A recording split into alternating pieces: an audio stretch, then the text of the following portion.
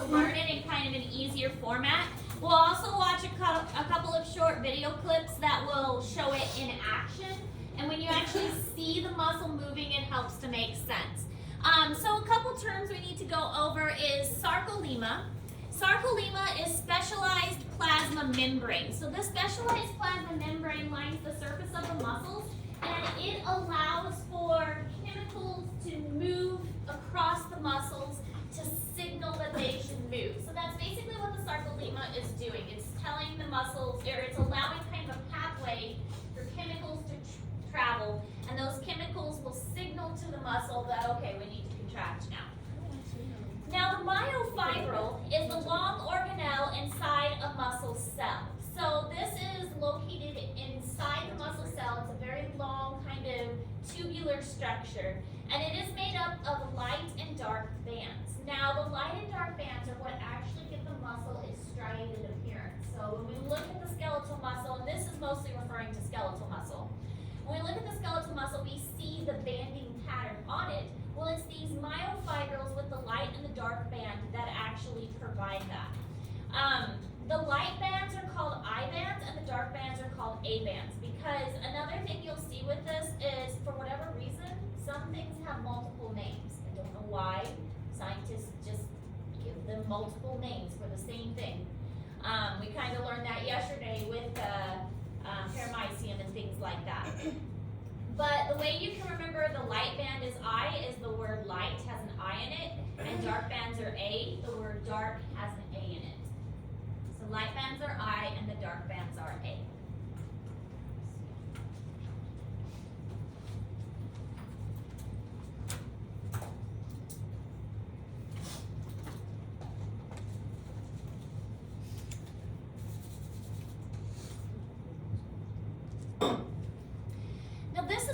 One of those ideas, concepts, that if you get confused, a really good way to help study this is to watch YouTube videos about it.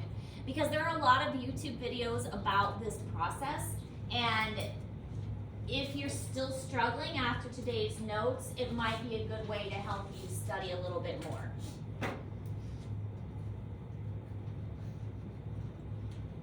All right, so this is in Google Classroom.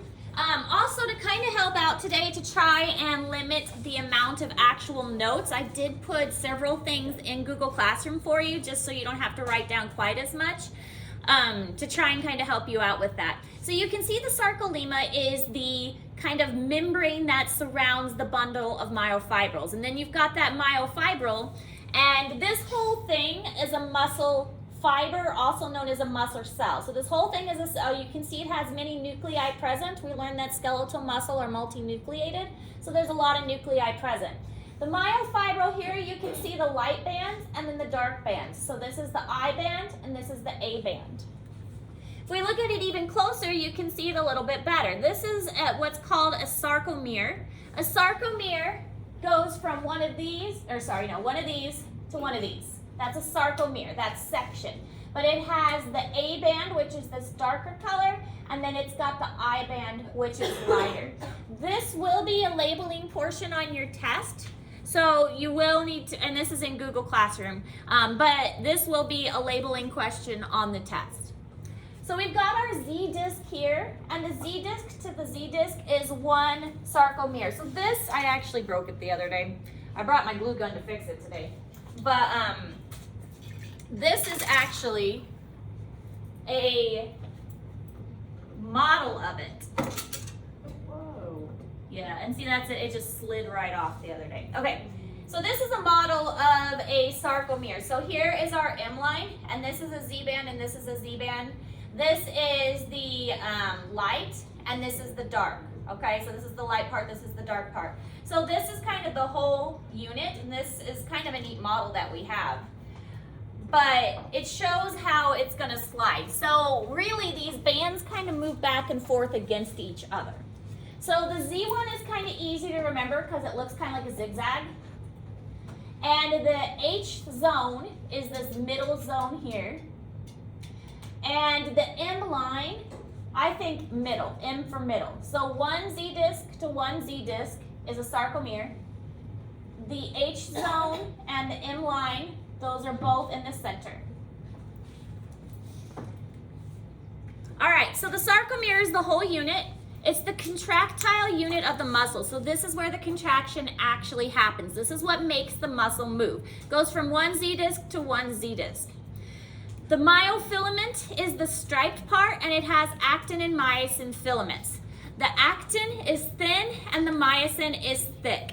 So I came up with this saying. This is really not an appropriate saying, but it works. There was another announcement that did not make the bulletin this morning. There will be a picture this morning at 8:35 for students that are involved in CTE programs, which include DECA, HOSA, Skills USA, FBLA, and FFA. So again, if you are wanting to have your picture taken as being part of those programs, we will call you out of class at 8:35 to report to the gym.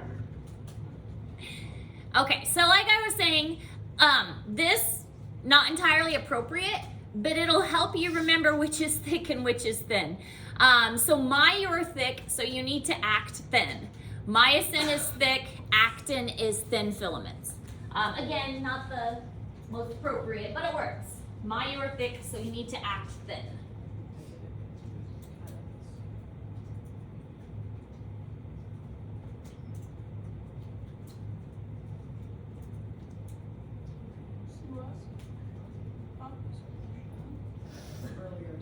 Can you say it again? Oh, I still know.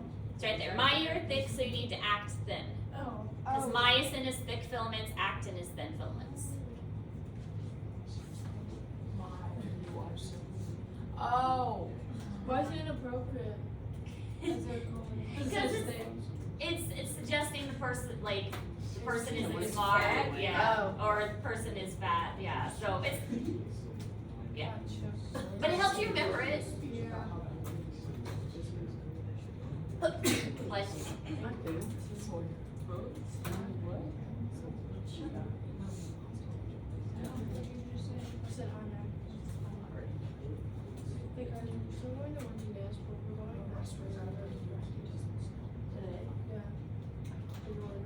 I'll meet you guys at grade school. You don't have to go. Yeah. I'm nowhere near to that. Please give me a second. I just don't. I literally got like 20 texts last night. Who was that girl that I was like, you're like I don't actually even know who didn't even misspell everything. Right. Because I posted on like, Oh yeah, I don't know what they said there. but then it's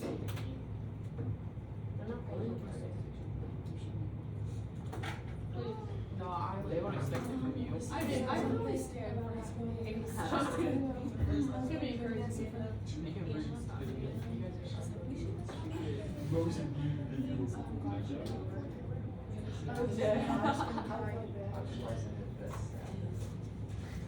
I just want to beat the coach. I hate him so much.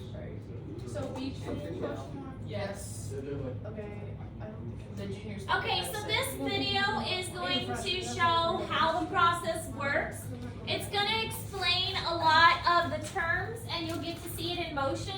There'll be another short video that also kind of recaps this a little bit later on, but it gives you a really good overview of how the muscle contracts. This will be another question on the test, so you need to understand the basic principle behind it. Sliding filament theory is the mechanism by which muscles are thought to contract at a cellular level. An understanding of the structure of skeletal muscle is useful when learning how sliding filament theory works. Each muscle is made up of a number of bundles of muscle fibers. Each bundle of muscle fibers contains anywhere from 10 and 100 individual fibers. Each muscle fiber itself contains cylindrical organelles known as myofibrils, which themselves are bundles of proteins called actin and myosin. Surrounding the myofibril, there is a network of tubules and channels called the sarcoplasmic reticulum, where calcium is stored. Each myofibril can be broken down into functional repeating segments called sarcomeres. If we look at a two-dimensional model of a sarcomere, it consists of actin and myosin. When a nerve impulse arrives at the muscle, it causes a release of a chemical called acetylcholine. The presence of acetylcholine causes depolarization, enabling calcium to be released from the sarcoplasmic reticulum. The calcium binds to troponin, changing its shape and so moving tropomyosin from the active site of the actin. The myosin filaments can now attach to the actin, forming a cross bridge. The breakdown of ATP releases energy, which enables the myosin to pull the actin filaments inwards, contracting the muscle. This occurs along the entire length of every myofibril in the muscle cell. When an ATP molecule binds to the myosin head, the myosin detaches from the actin and the cross bridge is broken. When the ATP is then broken down, the myosin head can again attach to an actin binding site further along the actin filament and repeat the process. This repeated pulling of the actin over the myosin is often known as the ratchet mechanism. This process of muscular contraction can last for as long as there are adequate ATP and Ca+ stores. Once the nerve impulse stops, the Ca+ is pumped back to the sarcoplasmic reticulum and the actin returns to its resting position, causing the muscle to lengthen and relax. Okay, so a couple things to point out about that. Muscles do not lengthen, they only relax. They can contract, they can relax. They don't stretch out. I mean, you can over time make your muscles more stretchy by, practicing. Like if you can't do the splits, you can practice and eventually do the splits. But your muscles on their own don't just get longer. For every movement that you make, there's one muscle group that causes it to contract, and then there's another muscle group that does the opposite effect. So that's why we have so many muscles. Every single movement that you make, it has to have another muscle group that does the opposite movement. So when these sarcomeres are contracting, they're all contracting at the same time. We've got the actin filaments, which are these little ones, which are the ones I broke off of here. These are the actin. And then we've got the myosin, which are the middle ones, which are thicker. The myosins will grab onto the actin and slowly pull them into the center. This is a really good model because you can see that the muscles can only contract so far. Once you reach that center portion, the muscle's not going to be able to contract anymore. It can expand outwards, and that's the relaxed position, but to contract, it can only go to that M line. Once it reaches that M line, it can't contract anymore. So that's why your muscles, you can only grip something so tight. Your muscles just can't do much more than that. So the actin filaments will slide into this mid M line, and then when they relax, they slide back out. And it's kind of a ratcheting movement like the video said. It will, if you've ever seen like ratchet something, you tighten it and then it holds it, and then you can tighten it again and it holds it until it's really, really tight. And that's basically what's going on with the muscle. It's moving that in, the myosin's grabbing the actin and squeezing it in, and then it releases, and then it squeezes it in some more and it releases until it's all the way into the center and it can't move anymore. So we've got our Z disc, we've got our actin, we've got our myosin, we've got our M line. From one Z disc to one Z disc is a whole sarcomere. Now, the other thing that was important in that video was the mention of calcium. So calcium is, and this is in Google Classroom, calcium needs to be present in order to stimulate the muscle to contract. If calcium is not present, then that causes the muscle to go back to its relaxed state. So if you do not have enough calcium stores, and the calcium is stored in that plasma membrane, that sarcolemma, also called sarcoplasmic reticulum, if the calcium is not stored in there, then you are not going to have enough muscle contraction. So not only is calcium important to your bones, calcium, you okay? Not only is calcium important to keep your bones strong, your muscles aren't going to be able to contract if you don't have calcium.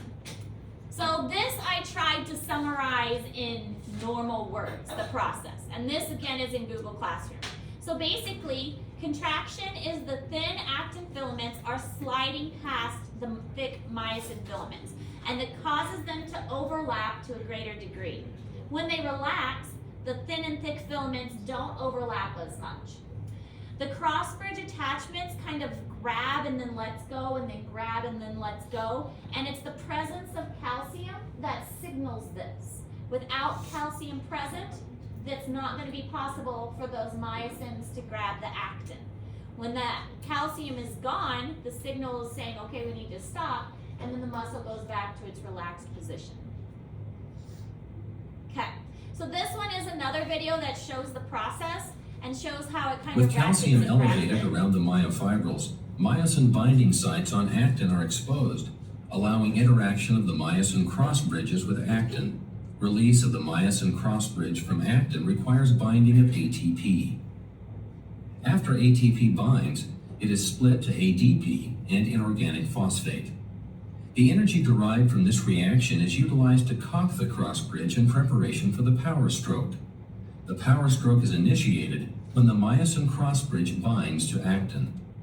The cycle begins anew when another ATP binds to myosin. At rest, most cross bridges are in the caulked configuration, prepared to interact with actin when the tropomyosin-troponin complex is moved away from myosin binding sites on actin by calcium ions.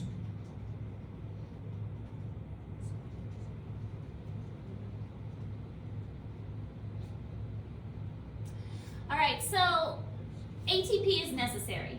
We've talked about ATP before, but it's been a while. ATP is adenosine triphosphate. It's the energy that our body uses. Without ATP present, we don't have energy. We need ATP.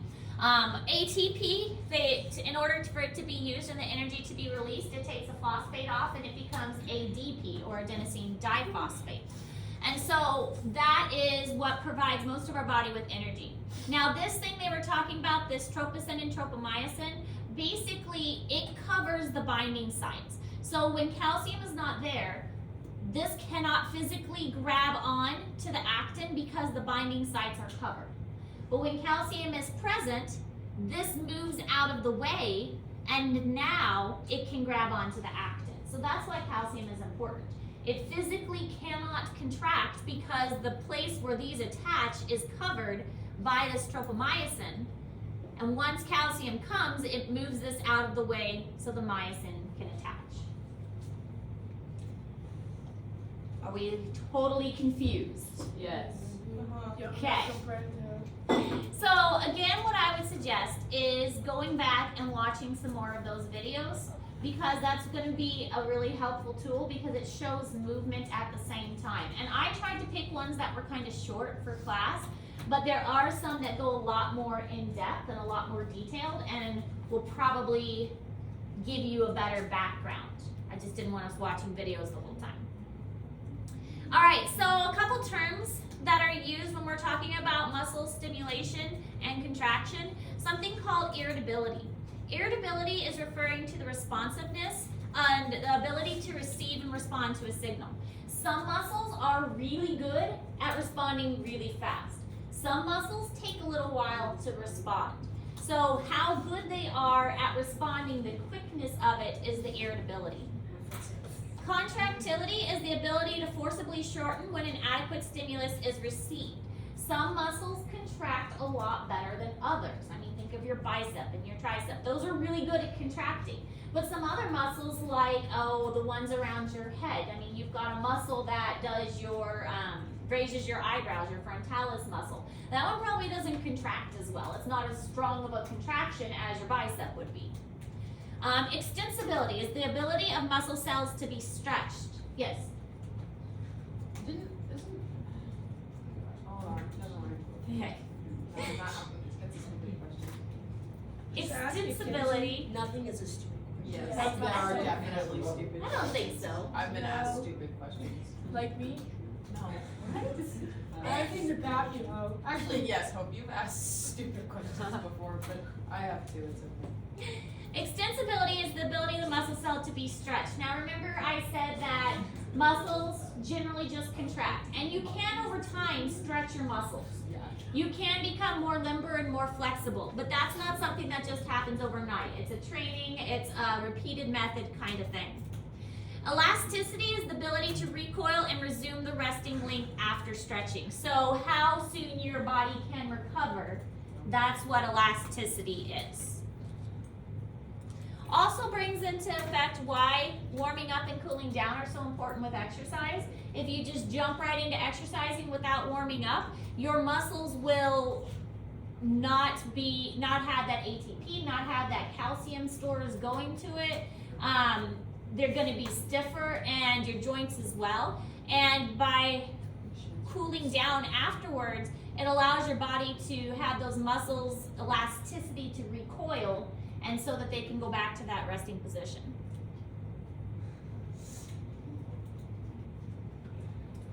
But you saw how many ATP were necessary in that video just to cause the muscles to contract once. So that's why exercise does take so much of our energy, because we are constantly using that ATP.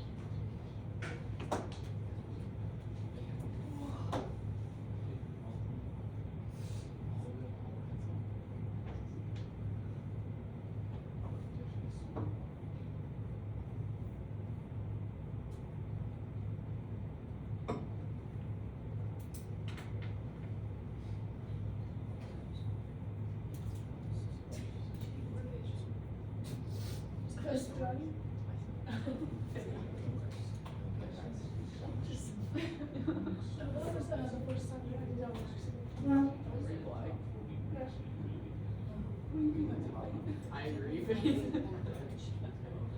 What? Who said that? So I posted it and I didn't, I posted literally nothing.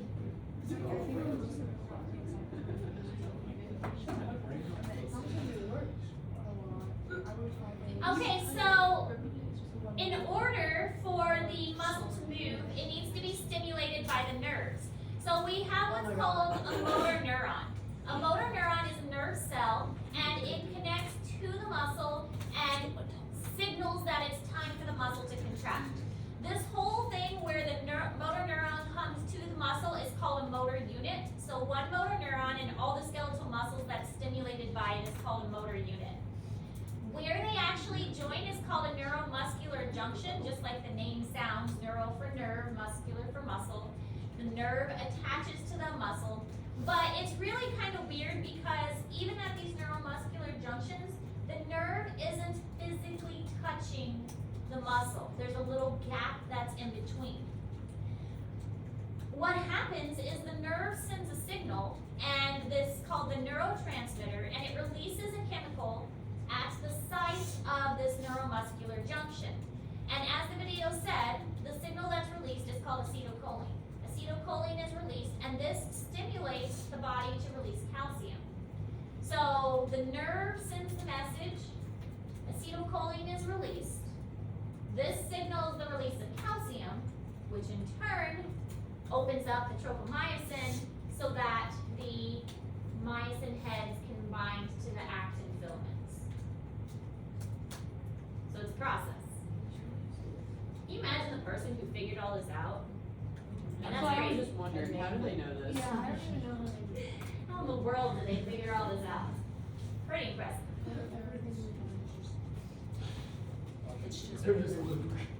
Photosynthesis is another one. I don't understand how they figured out photosynthesis.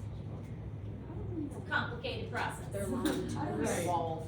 What is real and what is Oh, wait. like is the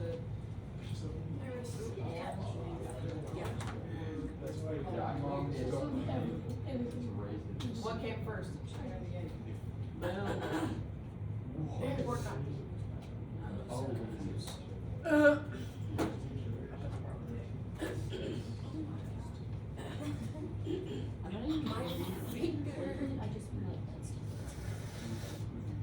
to like stop myself to be like, I'm actually living right now. And things around me. No, I know what you don't, mean. like nothing feels real. I don't know. That happens to me sometimes. Sorry for intrusion. Intrusion. Intruding. My bad. No, like you just like Intruding. I said intrusion. this is the thing. Like water. What is going on? Sometimes when I go to the mall, I'm always on my phone, bro. Go explore the wild. It's so much water out here. Explore. Bro, actually, I'm scared of heights, but I'd so do it. No, I would not do that. I'd so do it. I would be all naked and afraid. What'd you say? I'll be all naked and afraid. Last 2 days. Man, there's a lot of birthdays. No, Lily, she sees spiders, she starts running. Hey, that's you, dummy. Okay, I don't like spiders, but. What, Livy? They got spiders. Livy, are you talking crap on me? I didn't Oh my see god. it. That's funny. You shut Shut up, Livy. Oh. Livy, stop your crap. Oh my gosh. It is. Have I seen your, I went for the I can actually have. No, Oh. you have some. Ah! What is that good anything? I don't like Coca. No, it's milk and vinegar. Alright, this shows how the neuromuscular junction works. So you can see you have the spinal cord with the gray and white matter. That'll be our next unit, talking about the spinal cord and the brain. Connecting to the muscles at a neuromuscular junction. If we look closely under a microscope, this is what it looks like. You can see a nerve here, and all of these areas is the neuromuscular junctions that are connecting to the muscle fiber. Then we've got something called a synaptic cleft. The synaptic cleft is the little space that's in between the nerve and the muscle. The nerve and the muscle do not physically touch. There's a little tiny gap in between, which is called the synaptic cleft. This is filled with interstitial fluid, and remember that interstitial fluid is that in-between fluid that allows things to transport back and forth. So like waters and salts and sugars and all of that kind of stuff is found there. So although the nerve is very close to the muscle, they are not physically touching.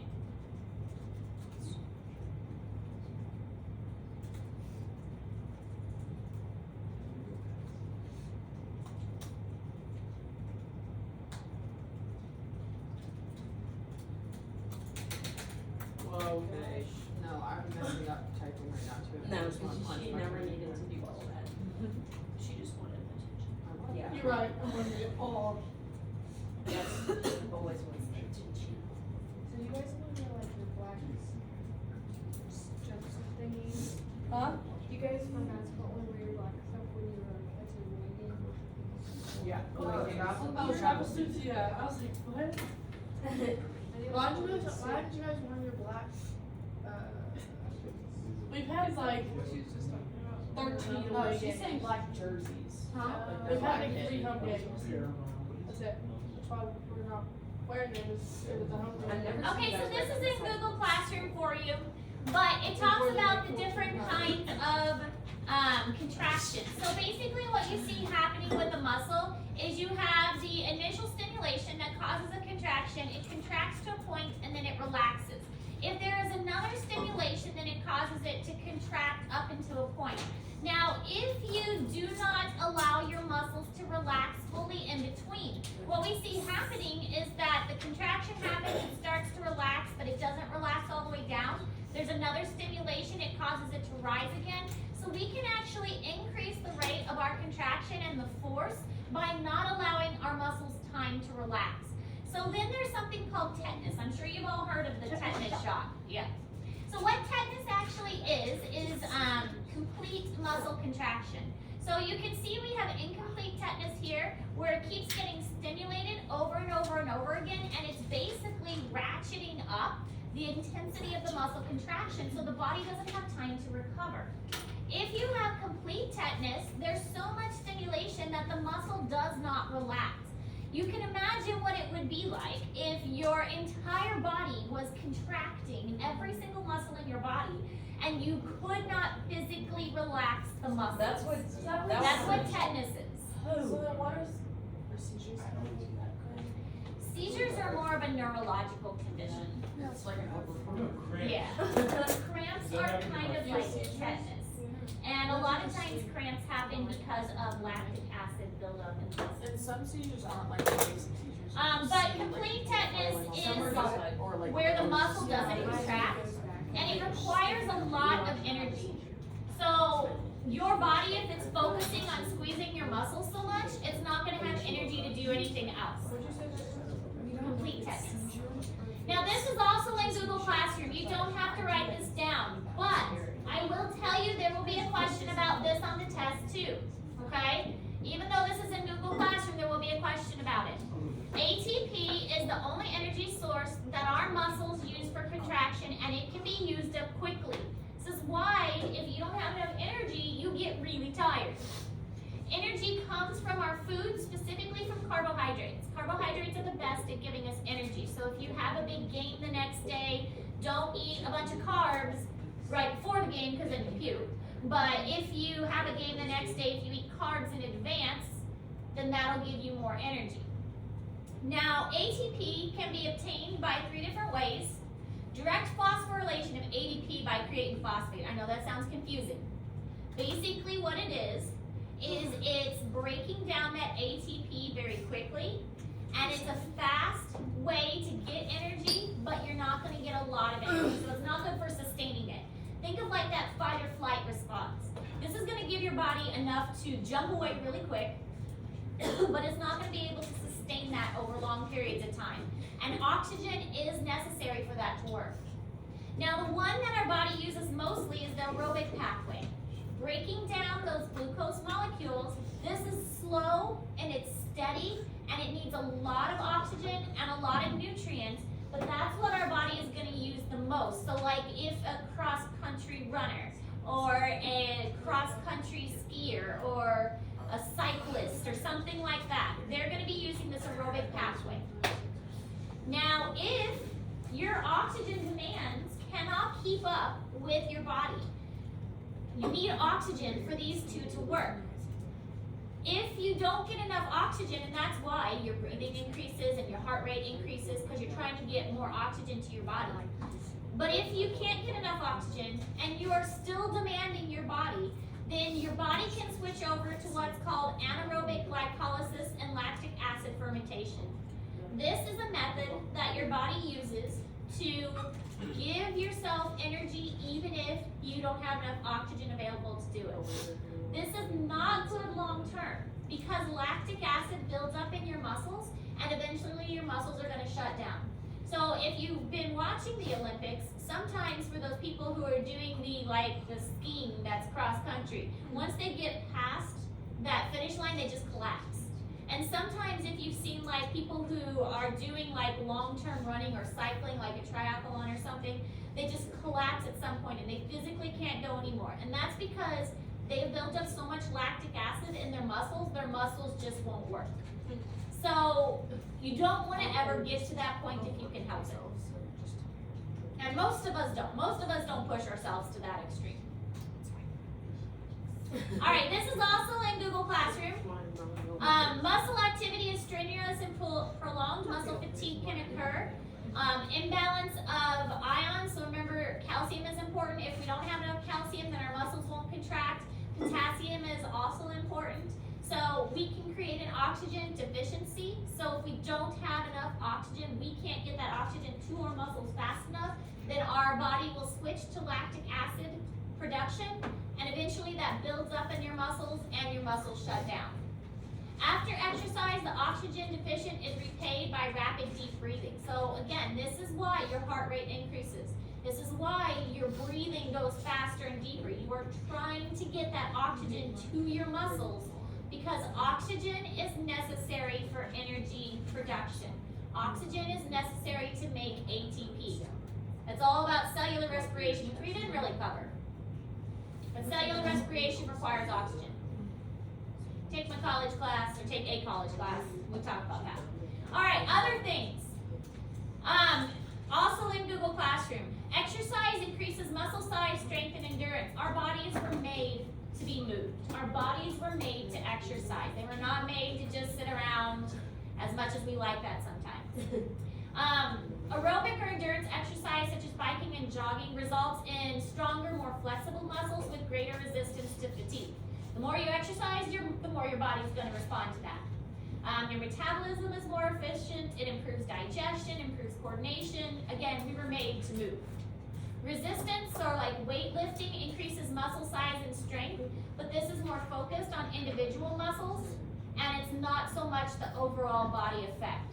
So to be a healthy, well-rounded individual, it's a good idea to do a combination of both aerobic and strength training. All right, we made it. Oh. It was a lot. I know it was a lot, and it was complicated. It wasn't. But that's why I'm giving you some time to kind of digest it and understand it. And I said it before, but you really should go watch some of those YouTube videos. There are a lot of good YouTube videos about muscle contraction. So for now, for the rest of class, continue to work on those crash courses. And then we'll get a new assignment tomorrow.